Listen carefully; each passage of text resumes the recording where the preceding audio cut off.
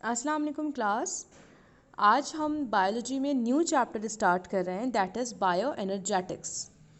What does it mean bio? सबसे पहले ये पता होना चाहिए कि बायो होता क्या है, ठीक है ना। जैसे हम नॉर्मली यूज़ करते हैं bio chemistry, biology, bio economics, तो आपके पास बायो सोशियोलॉजी, तो हर जगह पे जो बायो का वर्ड हम लगाते हैं तो बायो मीन्स होता क्या है।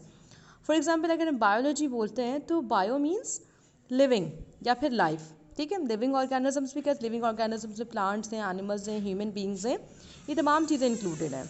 और आपके पास लॉजी क्या होता है? Logy mean study, it's mean we are study about living organism, तो ये बायोलॉजी है। Bio energetics, bio means life या फिर लिविंग ऑर्गेनिज्म, और energetics mean a different form of energy, ठीक है। तो अब एनर्जी की डिफरेंट फॉर्म्स हैं, ये आपके पास आप केमिस्ट्री में भी पढ़ते हैं कि हमारे अंदर बॉडी में डिफरेंट फॉर्म्स ऑफ एनर्जी है जिसको हम यूटिलाइज करते हैं, और हमारे पास डिफरेंट फॉर्म ऑफ एनर्जी आती कहाँ से? डिफरेंट सोर्सेज से आती है, ठीक है। अच्छा, तो आपके पास ये बायो एनर्जेटिक्स होता क्या है? That is mean the transfer of energy from one form to another form, ठीक है। और या फिर अनदर वर्ड्स में हम ये भी कह सकते हैं कि also study about energy relationship and energy transformation and the transmission in the living organisms, ठीक है। अब एनर्जी रिलेशनशिप, जैसे हमारा जो लिंक है, हमारा डायरेक्ट रिलेशन है प्लांट्स के साथ। हम प्लांट्स ईट करते हैं, हम प्लांट्स को डिफरेंट फॉर्म्स में खाते हैं, या फिर डिफरेंट आपके पास डिफरेंट तरीके से हम तक जो है प्लांट पहुंचता है, या फिर एनिमल्स, कुछ एनिमल्स हैं जो कि प्लांट्स को खाते हैं, तो आपके पास वो तमाम जो प्लांट्स की एनर्जी होती है वो तमाम एनर्जी एनिमल्स के अंदर स्टोर हो जाती है, ठीक है।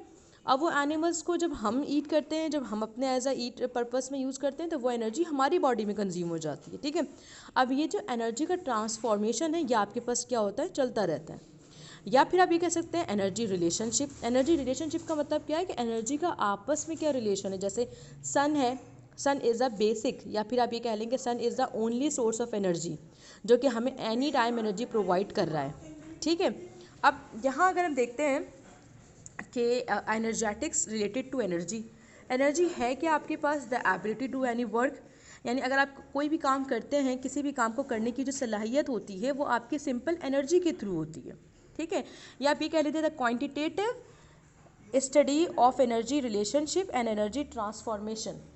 इन दोनों तरीके से एनर्जी रिलेशनशिप हो या एनर्जी ट्रांसफॉर्मेशन हो, इन दोनों तरीके में आपकी एनर्जी की क्वांटिटी काउंट होती है कि एनर्जी कितना ज़्यादा आपकी बॉडी में ट्रांसफ़र हो रहा है, कितने अमाउंट में ट्रांसफ़र हो रहा है, और एनर्जी की जो है वो कौन सी फॉर्म है, ठीक है। अब हमें पता है कि हम डेली लाइफ में बहुत सारे वर्क परफॉर्म करते हैं, जैसे पुल है, पुश है, लिफ्ट है।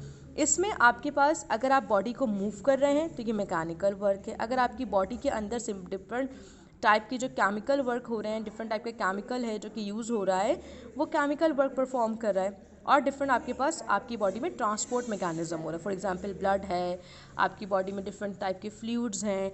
ये तमाम फ्लूइड्स क्या हो रहे हैं? ये जो ब्लड है ये आपकी बॉडी में ट्रांसफॉर्म हो रहा है, और ये ट्रांसफॉर्म कैसे हो रहा है? ये अपनी एनर्जी को लेके जा रहा है। आप जो फूड खा रहे हैं, आपका फूड बर्न हो रहा है, एनर्जी प्रोड्यूस हो रही है, तो इस फूड के साथ एनर्जी भी क्या हो रही है? ट्रांसफ़र हो रही है, ठीक है। तो एनर्जी की हमने जो है वो डिफरेंट देख लिया कि एनर्जी किस किस तरीके से हम जो है वो प्रोड्यूस करते हैं अपनी बॉडी में। अच्छा, हमारे पास जो बेसिक सोर्स हैं एनर्जी के, जिसके ज़रिए हम तक एनर्जी पहुंचती है, या एक तो हमारे पास है प्लांट्स फोटोसिंथेसिस के प्रोसेस के थ्रू सन से आपके पास जो एनर्जी प्रोड्यूस होती है उसको यूटिलाइज़ करते हैं, ठीक है। और आपके पास ये जो फोटोसिंथेसिस के थ्रू आपका जो फूड बनता है, ठीक है ना, आपको याद होगा फोटोसिंथेसिस का प्रोसेस जिसमें carbon dioxide and water are combined together then form the glucose बनता है, और आपके पास जो ऑक्सीजन गैस है वो रिलीज़ हो जाती है। तो ये आपके पास ये जो फोटोसिंथेसिस है, फोटोसिंथेसिस के प्रोसेस में ग्लूकोज की फॉर्मेशन होती है। अब वो जो ग्लूकोज है वो क्या होगा? वो ग्लूकोज हम तक पहुंचेगा, हम फूड को ईट करेंगे, खाएंगे, तो वो जो फूड हम तक पहुंचेगा तो ये फूड आपकी बॉडी में जाके सिंपल सेलुलर रिस्पायरेशन में हेल्प करेगा, क्योंकि जाहिर सी बात है आप इस प्रोसेस से फूड भी मिल रहा है, ऑक्सीजन भी मिल रही है, ये ऑक्सीजन भी आएगी और सेलुलर रिस्पायरेशन में हेल्प करेगी, ठीक है।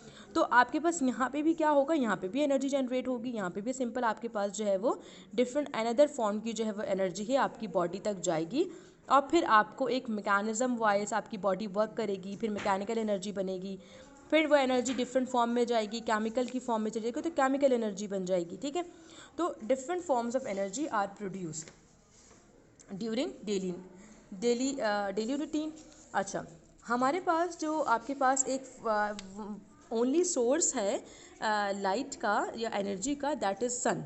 ठीक है, सन जो है वो लाइट प्रोड्यूस करता है। ठीक है, और लाइट आपके पास कौन सी एनर्जी आपके पास, ये सन जो है वो कौन सी एनर्जी प्रोड्यूस करता है, that is a kinetic energy. ठीक है, अब ये लाइट जो है, ये लाइट आपके पास प्लांट जो है वो इसको एब्जॉर्ब कर लेगा और सिंपल एब्जॉर्ब करने के बाद इसको ग्लूकोज बना देगा। ठीक है, अब ये जो ग्लूकोज है बॉडी में सिंपल केमिकल एनर्जी भी प्रोड्यूस करेगा। अगर ये किसी बॉडी में चला गया और सिंपल स्टोर्ड हो गया, स्टोर्ड फॉर्म में है, तो ये पोटेंशियल एनर्जी भी प्रोड्यूस करेगा। ठीक है, अच्छा सन जो हमारे पास एनर्जी आपके पास, sun is a very huge producing substance, मतलब बहुत बड़ी अमाउंट में हमारे पास एनर्जी आती है। तो सन की जो एनर्जी होती है वो is almost 1 million Hiroshima bombs के बराबर होती है, जो एक दिन में वो एनर्जी प्रोड्यूस करता है। ठीक है, यानी हिरोशिमा का जो बॉम्ब था उसकी जितनी एनर्जी, जितनी पावर थी, अगर उसको हम 1 मिलियन से मल्टीप्लाई कर दें तो वो एनर्जी जो प्रोड्यूस हो रही है वो आपके पास डेली सन से एक दिन में इतनी एनर्जी प्रोड्यूस होती है। लेकिन ये जो प्लांट्स इस एनर्जी को यूज़ करते हैं, दैट इज़ ओनली 1%। सन से प्रोड्यूस होने वाली एनर्जी में से प्लांट सिर्फ 1% उन एनर्जी को यूटिलाइज करते हैं और यूज़ करते हुए फोटोसिंथेसिस के प्रोसेस में उस एनर्जी को यूज़ करते हैं। उसके बाद आफ्टर जो फोटोसिंथेसिस, ये आपके पास जो है ये एनर्जी प्लांट्स में आ जाती है, ट्रीज़ में आ जाती है और ये एनर्जी स्टोर्ड फॉर्म में रहती है। लेकिन जब इसको एनिमल्स खा लेते हैं तो आपके पास तमाम की तमाम एनर्जी जो 1% है ये ट्रांसफ़र हो जाती है आपके पास एनिमल्स में। और फिर एनिमल्स आपके पास अगर डेड हो गए हैं, डिके हो गए हैं इनसाइड द अर्थ और under the beneath of the earth, तो आफ्टर मिलियंस ऑफ ईयर्स आपके पास किस में कन्वर्ट हो जाते हैं, ये फॉसल्स फ्यूज़ में। और ये फॉसल्स फ्यूज़ हमारे लिए बहुत इंपॉर्टेंट है, इनसे हमें मिनरल्स, ऑयल और सिंपल आपके पास दूसरी फ्यूज़ वगैरह आपको इन फॉसल्स फ्यूज़ में से मिलते हैं। तो इट्स मीन कि हमारे पास यहाँ पे आपके इन्वायरमेंट में जितनी भी एनर्जी यूटिलाइज हो रही है, चाहे वो 1% ही क्यों ना हो, लेकिन वो एनर्जी आपके पास कहीं ना कहीं किसी न किसी फॉर्म में ट्रांसफ़र हो रही है। That is a transformation of energy, that is known as a bio energetics. ठीक है, नेक्स्ट, अब आपके पास ये जो एनर्जी थी जो आपके पास फोटोसिंथेसिस के प्रोसेस में मेडअप हुई, बनी, इस प्लांट्स को आपने यूज़ किया, प्लांट्स को अपने डेली पर्पस में यूज़ किया, आपने उसको खाया, तो ये आपकी जो फूड में जो एनर्जी थी ये आपके पास सिंपल कार्बोहाइड्रेट की फॉर्म में या प्रोटीन की फॉर्म में या वाइटामिन की फॉर्म में आपकी बॉडी में चली गई। अब ये एनर्जी दैट इज़ यूटिलाइज, इसको यूटिलाइज होना ज़रूरी है। ऐसी बात है, आपकी बॉडी में जब एनर्जी जाती है तो आप कोई ना कोई वर्कआउट करते हैं। ठीक है, एनर्जी क्या है, it is ability to do work. किसी भी काम को करने के लिए आपको एनर्जी की रिक्वायरमेंट होती है। तो सेल्यूलर रिस्पायरेशन आ जाएगा, आपकी बॉडी में सेल्स में जितने भी आपके पास एनर्जी की रिक्वायरमेंट होगी वो वहाँ एनर्जी जाएगी, सेल्यूलर रिस्पायरेशन होगी। अब ये जो आपकी बॉडी में जो एनर्जी फॉर्म होगी वो किस फॉर्म में आएगी, एटीपी की फॉर्म में।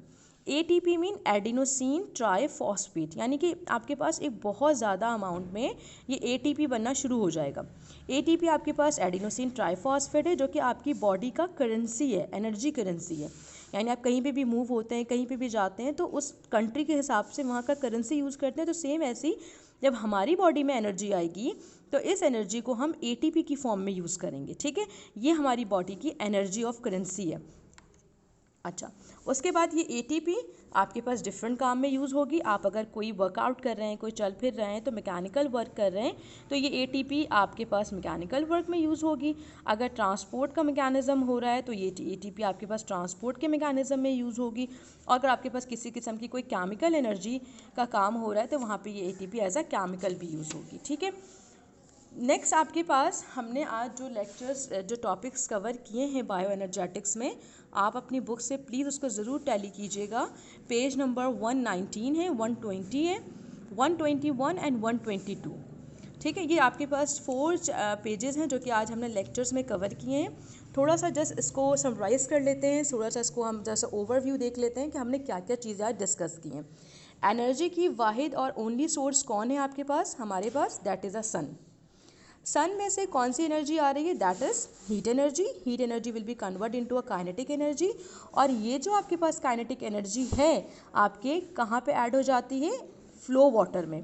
बहता हुआ पानी आपके पास रिवर्स में है, सी में है, इन तमाम फॉर्म में आपके पास जो एनर्जी आपके पास सन से आ रही है वो इसके साथ ऐड हो जाती है, और ऐड होने के बाद ये काइनेटिक एनर्जी आपके पास, ये जो वाटर है ये डैम्स में जाती है, और डैम्स में से कन्वर्टेड होने के बाद मैकेनिकल एनर्जी में कन्वर्ट हो जाती है। ये mechanical energy when falls in on the turbine, जब टरबाइन पे फॉल होता है तो ये मैकेनिकल एनर्जी कन्वर्ट हो जाती है लाइट एनर्जी में, और ये लाइट एनर्जी जब आपके पास कन्वर्ट हो जाती है, जब हमारे घरों तक पहुंचती है, तो आपके पास सिंपल ये बल्ब एंड एलईडी की फॉर्म में आपके पास पहुंचती है। तो मैकेनिकल एनर्जी किस में कन्वर्ट हो गई? लाइट एनर्जी में कन्वर्ट हो गई। ठीक है, नेक्स्ट है that is a heat energy. Heat energy की अनदर फॉर्म, सन से आपके पास हीट एनर्जी प्रोड्यूस हुई। अब ये जो हीट एनर्जी जो सन से प्रोड्यूस हुई है, अगर ये ग्रीन पार्ट्स पे पड़ती है तो क्या होता है? ग्रीन पार्ट्स में अगर पड़ती है तो क्या होता है कि इस ग्रीन पार्ट्स को प्लांट्स यूज़ करते हैं। ठीक है, और ये केमिकल एनर्जी हमारे पास यूज़ हो जाती है प्लांट्स में। प्लांट्स अगर एनिमल्स इसको खा लेते हैं तो इस एनिमल्स के अंदर ये एनर्जी स्टोर्ड फॉर्म में रहती है, और अगर उन एनिमल्स की डेथ हो जाती है तो डिके हो जाते हैं, बरिड हो जाते हैं इनसाइड दी अर्थ, और फिर आफ्टर मिलियंस ऑफ ईयर्स ये क्या हो जाते हैं? कन्वर्ट हो जाते हैं इनटू फॉसिल्स फ्यूल्स में। ठीक है, अब ज़रा इसको एक फ्लो चार्ट देख लें। सन से प्लांट ने यूज़ किया, प्लांट से फूड बना, फूड से काउ ने यूज़ किया, काउ से लॉइन में, और फिर लॉइन से आपके पास डिफरेंट ये चेन चलती रहेगी। प्लांट्स अगर बरिड हो गए हैं, इन डिके हो गए इनसाइड दी अर्थ, तो ये फॉसिल्स फ्यूल में कन्वर्ट हो जाएंगे, और ये फॉसिल्स फ्यूल हमारे लिए बहुत इंपॉर्टेंट है। हमारा नॉन रीन्यूएबल जितनी भी एनर्जी सोर्सेज हैं फॉसिल्स फ्यूल के जरिए प्रोड्यूस होती हैं। ठीक है, ऑयल्स, मिनरल्स वगैरह। फिर ये सन से आपके पास हीट एनर्जी मिलती है, हीट एनर्जी वाटर टरबाइन में यूज़ होती है, वहाँ से लाइट एनर्जी, वहाँ से इलेक्ट्रिकल एनर्जी ट्रांसफ़र होती है। इलेक्ट्रिकल एनर्जी आपके पास सिंपल आपके घरों तक पहुँचती है, और आप इस तमाम एनर्जी की फॉर्म्स को यूज़ करते हैं। ठीक है, तो today we have discussed all the energy forms, transformation, इन तमाम चीज़ों को आज हमने देख लिया कि असल में इस चैप्टर का जो बेसिक है वो क्या है। ठीक है, तो नेक्स्ट हमें इस चैप्टर में सिर्फ फोटोसिंथेसिस और सेलुलर रेस्पिरेशन के बारे में स्टडी करनी है। तो नेक्स्ट टॉपिक में इंशाल्लाह हम फोटोसिंथेसिस और सेलुलर रेस्पिरेशन को कंप्लीट देखेंगे साइकिल्स की फॉर्म में, कि इनकी क्या साइकिल है, किस तरीके से ये वर्कआउट करते हैं। इंशाल्लाह we will continue in next class. Okay, अल्लाह हाफिज़।